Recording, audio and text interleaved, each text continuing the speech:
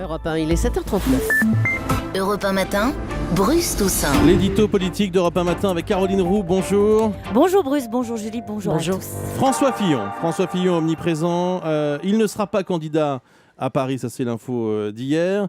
Il réserve sa décision pour l'élection de l'UMP en septembre et il se prépare pour la primaire avant la présidentielle. Je pose la question, même si j'ai déjà une petite idée de la réponse. Est-ce que c'est un retour réussi, Caroline ? Alors, ce n'est pas un retour réussi parce que ce n'est pas un retour. Ouais. C'est une habileté de communication pour habiller sa sortie de scène à Paris. Que nous dit réellement François Fillon ?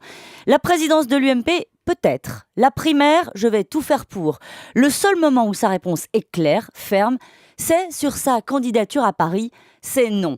François Fillon tente pourtant de s'extraire de son histoire parisienne sur la pointe des pieds, comme si cela n'avait jamais été une option.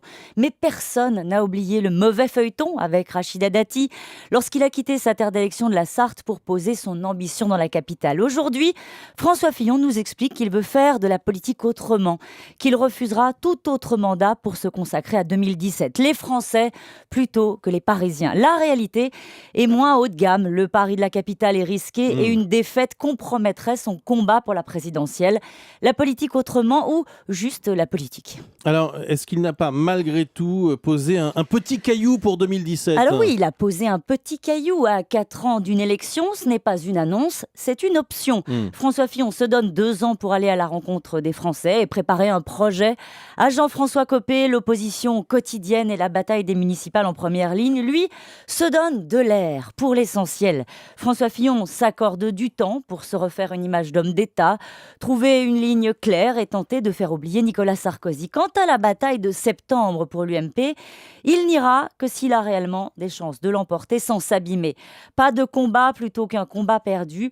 Pas sûr que ce soit le meilleur moyen de s'imposer comme leader incontesté de la droite. Ainsi va François Fillon, la prudence comme stratégie politique. Attendez, pas si prudent, à propos de Nicolas Sarkozy, par exemple.